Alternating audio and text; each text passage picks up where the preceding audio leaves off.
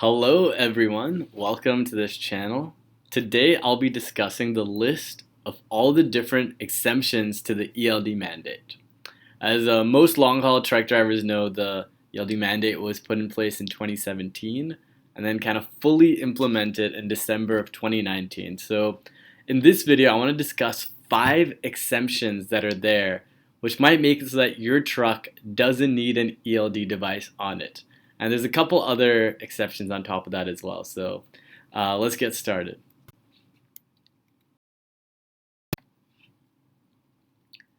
The first exemption is for engines manufactured before 2000. So this means if the engine in your truck was made in 1999 or before, you don't need an ELD device. If you're not sure what year your truck was made, then you can look to find the VIN. Put the VIN in an online VIN decoder site, and that should give you a good start as to when the truck was made. The reason for this exemption is for an ELD device to work, it needs to stream data from the engine through the ECM, or the electronic control module of your truck. Now, the ECM was actually invented sometime in the 90s. So not all older trucks even have an ECM, which is why I'm guessing the FMCSA made this a rule. Now, there are a few other things to note about this exemption. If you have a newer truck, 2000 or after, and you don't have an ECM in that truck, you actually still require an ELD device.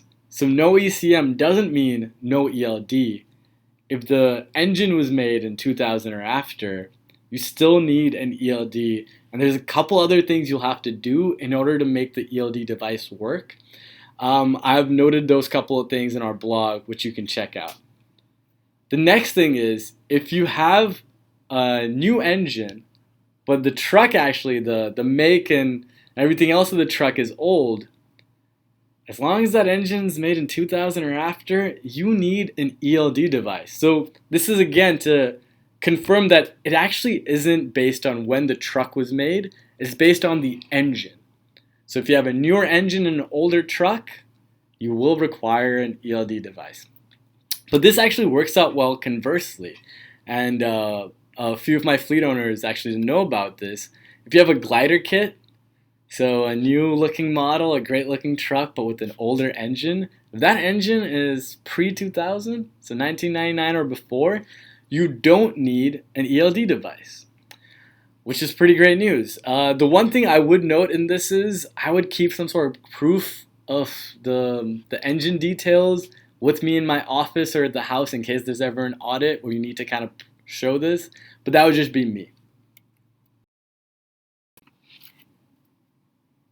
The next exemption is if you're a short haul driver, you do not require an ELD device. The short haul exemption clearly states that. So in order to count as a short haul driver, there are two options. One, if you're a commercial driver, as long as you're under 100 air mile radius of your starting/reporting location, you do not require an ELD.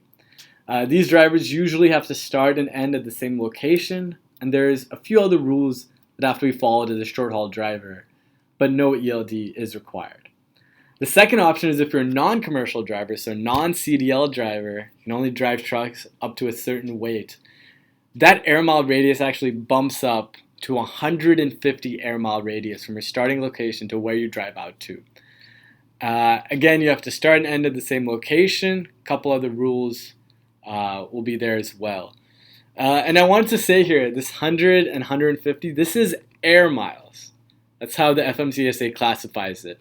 And 100 air miles actually translates to about 115 regular miles, or 185 kilometers for our Canadian brothers and sisters up there.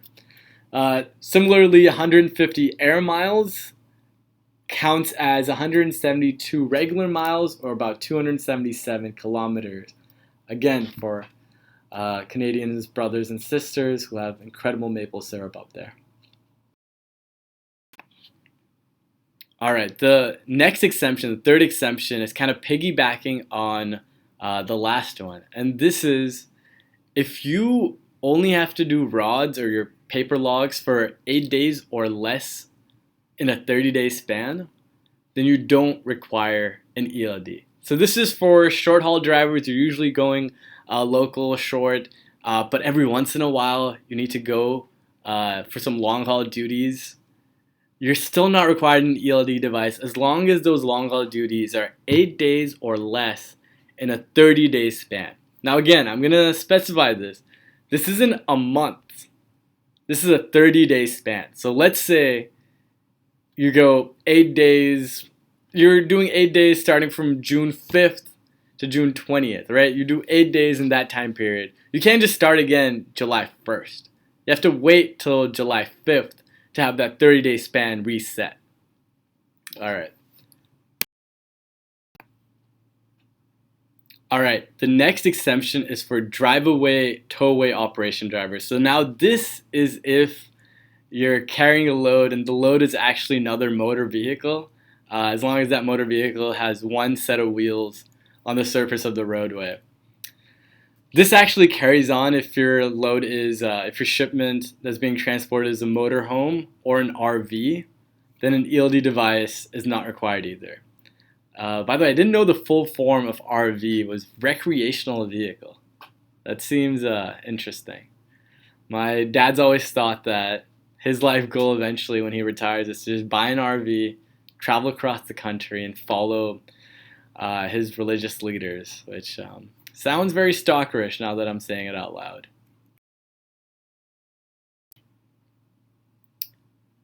The next exemption is for ag. Farmers' vehicles have a few different exemptions within the ELD mandate. So the first is, again, if you're transporting agricultural commodities, the definition of this is on the FMCSA website, or you can go to our blog to find more details. But if you're transporting agricultural commodity within a 150 air mile radius, then there are no HRS requirements, which means no ELD, of course. Also, certain covered farm vehicles, again, this definition you can find more details on in our blog, are exempt from HOS as well. But this only applies if you're doing a private transportation of agricultural commodities, machinery, supplies to or from a farm or ranch.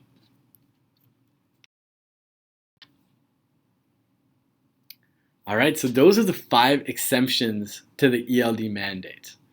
If you think one of your friends or someone else might actually be exempt, please share this video with them so that they can learn more.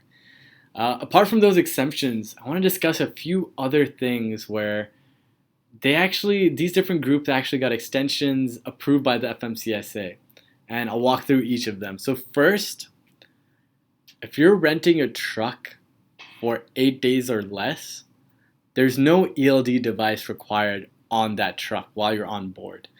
You still will have HOS rules apply, and you also need to keep a carry of the rental agreement in hand just to show to any DOT officer if required. But if you're renting a truck for 8 days or less, no ELD required. And this is what I'm thinking is probably for these truck rental companies that don't have to purchase all these ELD devices for all their semi-truck rentals. And that's why this has been in place. But just so you know, if you are renting it for 9 days or more, you will require an ELD. You'll have to talk to the truck rental company or bring one of your own. The next extension was for the UPS. In this case, an ELD is still required, but because of the nature of work done by the UPS, it's pretty unique and pretty different. There have actually been 2 specific rules that have been modified for the UPS. One that has to do with yard moves, and another that has to do with going on duty outside a truck as well. The third extension is for Motion Picture Association drivers. So these are people that transport goods to and from a TV or movie site. For them, no ELD device is required, and they can use paper logs moving forward. So those are all the different exemptions, extensions that are there for the ELD mandate. If you have any questions, you're not sure, you're in between of whether you are actually exempt or not, feel free to email me at vineet@eldmandate.biz. You can also read our blog, this one specifically, by going to eldmandate.biz/blogs. Now, I have to note, information in this video is not intended to constitute legal advice. Instead, the content is for general information purposes only. I had to write this sentence in because I'm terrified of getting sued, and this country makes it far too easy. For example, Alan Heckard sued Nike and Jordan for $800 million because he thought he looked too much like Jordan, and his life was somehow negatively affected $800 million by that. $800 million? How could your life even be affected by $800 million? What would affect you that much? If someone took $1 billion from me, even then I'd be like, yeah, you can just give me 800 billion back. Like, it's not that big of a deal. This guy's asking for 800 billion for looking like Jordan when he's six inches shorter. Can't dunk. Can barely hit a three from all that we know. He's asking for 800 million. It's okay. That's all the time we have today for ELD mandate. Until next time. Thanks, guys.